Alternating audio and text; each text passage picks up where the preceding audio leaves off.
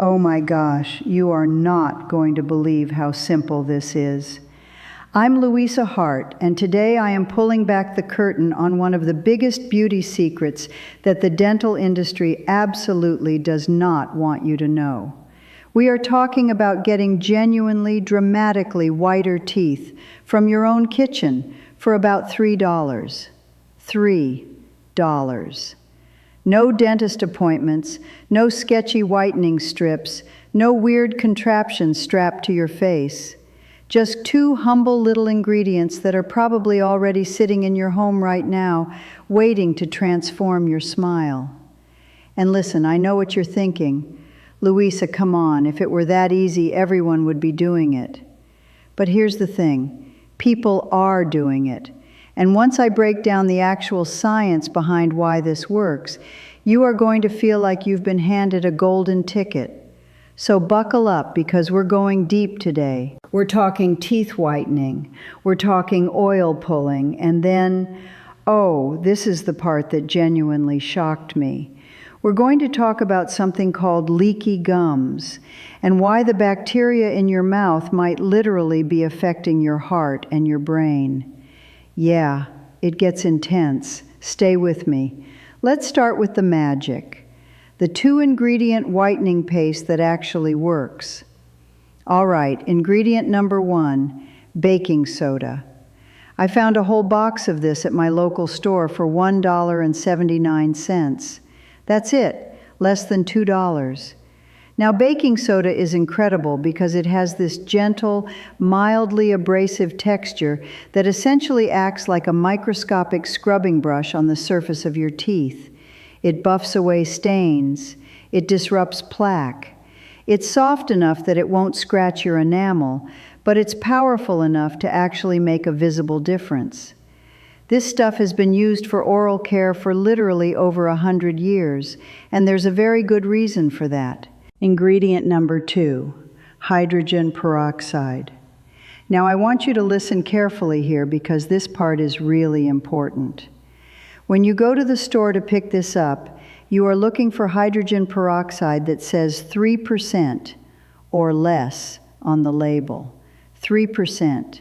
You do not want the 15%. You do not want the 40%. Those concentrations are way too aggressive for home use, and I'll explain exactly why in a moment. A standard bottle of 3% hydrogen peroxide, I found one recently for $1.60. So we're talking about a grand total of roughly $3.40 for this entire treatment. Compare that to whitening strips, which can run you anywhere from $20 to $40 online. Or compare it to an in-office dental whitening procedure, which can cost hundreds, sometimes even over $1,000. For what? For the same core ingredient, hydrogen peroxide. Here's what makes hydrogen peroxide so powerful and so fascinating. When it comes into contact with the stains on your teeth, whether those stains are from coffee, from tea, from red wine, from years of just living your life, the oxygen molecules in the hydrogen peroxide literally break apart the chemical bonds that hold those stain molecules together. The stain is essentially a chain of pigmented molecules sitting on and within your enamel. The hydrogen peroxide swoops in, snaps those chains, and releases the pigment. Your teeth stop holding on to the discoloration. And what are you left with? A brighter, whiter, cleaner smile. That is the chemistry. That is the magic. And it works. Now, and this is where I want to get serious for a second. Here's why you do not want to use the high concentration stuff at home, or even necessarily at the dentist's office. When dental offices perform professional whitening, they're often using hydrogen peroxide concentrations up in the 40% range. Sometimes they combine that with ultraviolet or LED light to intensify the chemical reaction. Yes, this works faster. Yes, your teeth will look white immediately. But that extreme concentration, combined with that light intensity, can absolutely devastate your gum tissue. It dehydrates your teeth. It can create this horrible, lasting sensitivity where your teeth ache from temperature changes and even from just breathing air. The enamel gets stressed, the gums get irritated, and you end up chasing a cosmetic result at the expense of your actual dental health. That is not what we're doing here. We are doing this the smart way, the safe way, the gradual way that actually respects your body. How to make and use the paste. Okay, let's get into it. This is almost embarrassingly simple, but I want to walk you through every step because getting the ratio right does matter. Grab a small container. Even a little dish or a shot glass works perfectly. Add 1 teaspoon of baking soda into the container. Then take your 3% hydrogen peroxide and add just 3 drops into the baking soda. Then add 8 drops of water. Mix it all together until you get a paste. It'll come together quickly and it should have a consistency kind of like a thin toothpaste. Now take your toothbrush, dip it into the paste, and gently brush the outside surfaces of your teeth, then the inside surfaces. Take your time. You're not scrubbing aggressively, you're polishing. Think of it like buffing a gemstone, not sanding a floor. Do this for 1 to 2 minutes, and then rinse your mouth out really thoroughly. Make sure you're rinsing well. Because we're using a low, safe concentration, this isn't a one-and-done situation. You'll want to do this 2 to 3 times per week for a few weeks to start seeing really noticeable results. And I promise you, you will see results. I want you to come back here and leave a comment when you do, because I genuinely love hearing those stories. The point is that this is safe. This is gradual. You're not shocking your enamel or burning your gums. You're giving your teeth the time to respond naturally. And the results you get this way? They last. Because you haven't damaged the tooth structure in the process.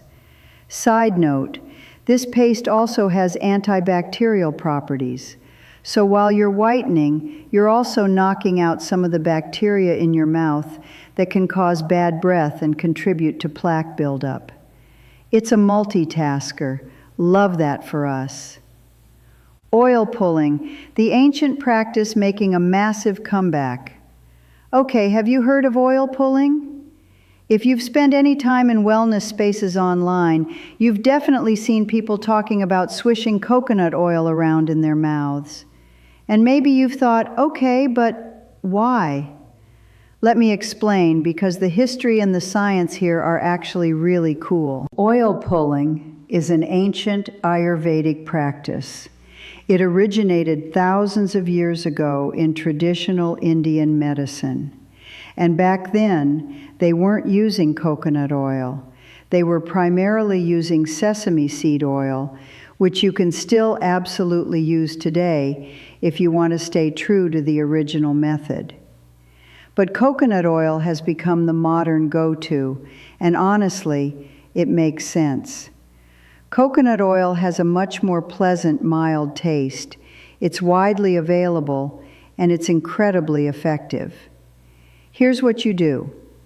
Take a tablespoon of coconut oil, pop it in your mouth, and just swish. Slowly, gently, pulling it between your teeth and around your gums. You're going to do this for 10 to 20 minutes. I know that sounds like a long time, but honestly, do it while you're reading something, watching a video, getting ready in the morning. It becomes part of your routine really fast. So what is actually happening during those 10 to 20 minutes? Coconut oil is extraordinarily high in something called lauric acid. And lauric acid is one of nature's most powerful antimicrobials. It is genuinely devastating to harmful bacteria, to fungus, to candida. And particularly relevant for our purposes, it targets the specific microbes in your mouth that cause bad breath, gum inflammation, and plaque buildup. But here's where it gets really impressive. A study published in the Indian Journal of Dental Research found that oil pulling was just as effective as prescription-strength chlorhexidine mouthwash in reducing gingivitis.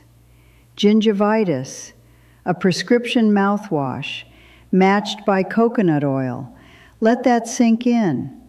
Most people who incorporate oil pulling into their routine do it about 3 times per week, and they notice significant differences in their breath, their gum health, and even the overall appearance of their teeth over time.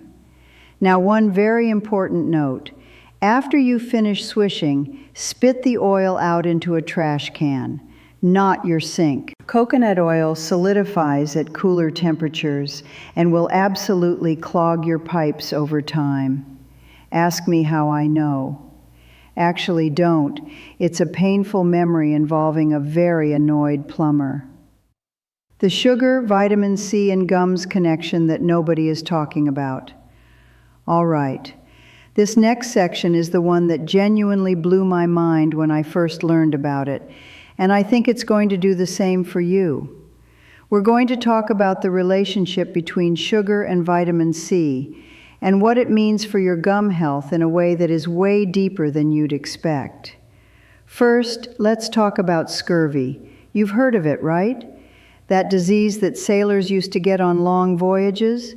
The one that caused their teeth to fall out, their gums to bleed, their bodies to essentially fall apart. Scurvy is what happens when the human body is severely deficient in vitamin C. And for a long time, people didn't even know what was causing it.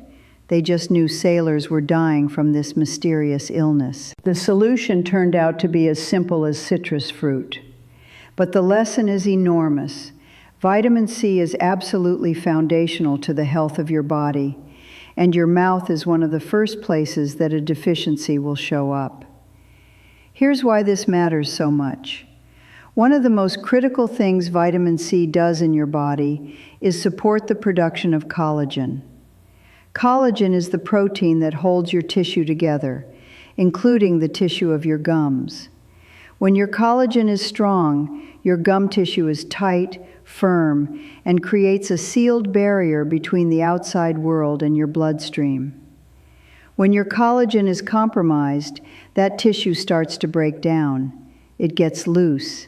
It gets permeable. Gaps form. And those gaps become entry points for bacteria.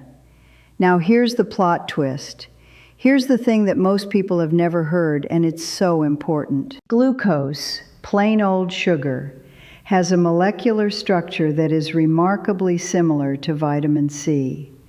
They are chemically similar enough that they compete for the same cellular receptors. What this means in practice is that when your blood sugar is elevated, when you're eating a lot of sugar or refined carbohydrates, that glucose actively blocks vitamin C from being absorbed into your cells. It's like 2 keys fighting over the same lock, and sugar is winning. So even if you're taking vitamin C supplements or eating vitamin C-rich foods, if you're also consuming a lot of sugar, a significant portion of that vitamin C is being blocked from reaching the tissues that need it most, including your gums. And this shows up in a very specific, very recognizable way. Have you ever flossed your teeth and noticed a little blood? Maybe you brushed too hard and saw pink on the toothbrush. That is not just normal or something to ignore. That is an early warning sign. That is your body telling you that the cellular junctions in your gum tissue are no longer tight. They're loose. They're compromised. And the scientific term for this, I love this because it directly parallels something we already know about, is essentially leaky gums. Just like leaky gut, just like leaky arteries. The same principle of a barrier that should be sealed becoming porous.